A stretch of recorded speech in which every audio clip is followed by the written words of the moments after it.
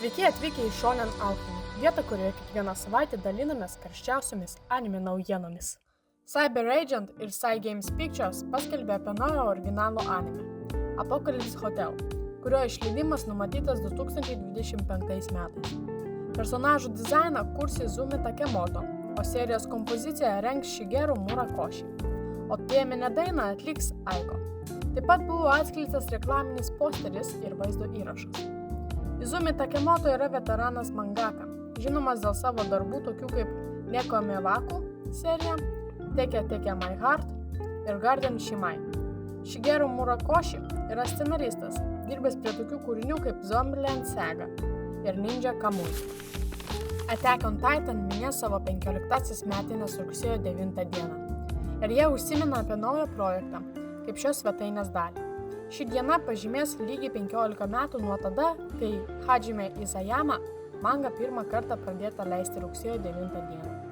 Ši naujiena buvo paskelbta oficialioje Attack on Titan Fly meno knygos X paskyroje, tačiau projekto detalės dar neatskleistos.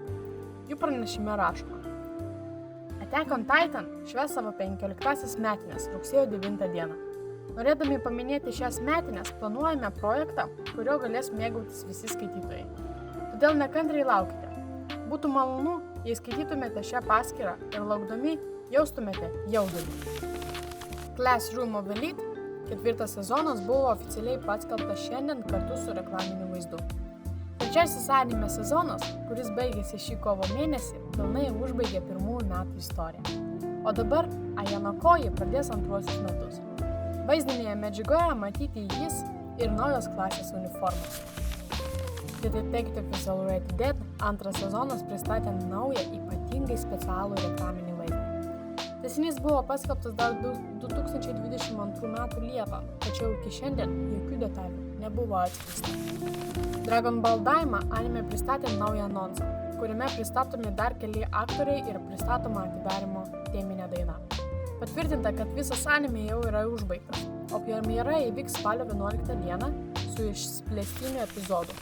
Hunter x Hunter mangos autorius Yoshihiro Togashi paskelbė žinutę platformoje X, kurioje aprašė, kaip dirbo nepaisydamas nugaros skausmo. Manga sugrįš kitą mėnesį 45-ame šių metų Weekly Shonen Jump numeryje. Naujausiame įraše jis rašo: Aš vėl pradėjau dirbti su spalvinimu, bet jaučiuosi taip, tarsi mano stuburo kaulai tuoj sugrius kaip paskutiniai Jenga žaidimo blokai. Sekite rytojaus įrašą, kad sužinotumėte, ar pabaigsiu darbą, ar sugriusiu pirmas. Re:Zero Starting Life in Another World 3 sezonas pristatė naują anonsą, kuriame skamba pabaigos daina atliekama Myth and Roy. Yra paskelbta išleidimo data spalio 2 dieną. Anime kūrė studija White Fox. Jo premjera įvyks su 90 minučių specialiu epizodu, o iš viso bus 16 epizodų. Trillion Game pristatė naują pagrindinį posterį. Anime premjera įvyks spalio 3 dieną. Studija Madhouse. Jaiba gaus naują TV anime adaptaciją, kurią kurs studija Beat Studio. Ji pristatė pirmąją anonso posterį ir anonsą, kartu su pagrindinės komandos ir aktorių informacija. Projektas anksčiau buvo paskelbtas kaip pilna adaptacija, tačiau išleidimo data dar nėra atskleista. Rugsėjo 3 dieną švenčiama Zenitsu Agatsumos iš Demon Slayer Kimetsu no Yaiba gimimo diena. Oficialiai svetainė paskelbė iliustraciją skirtą šiai progai paminėti 2024 metais. Iliustraciją sukūrė Ufotable ir joje vaizduojami Zenitsu ir jo žvirblis Chantaro.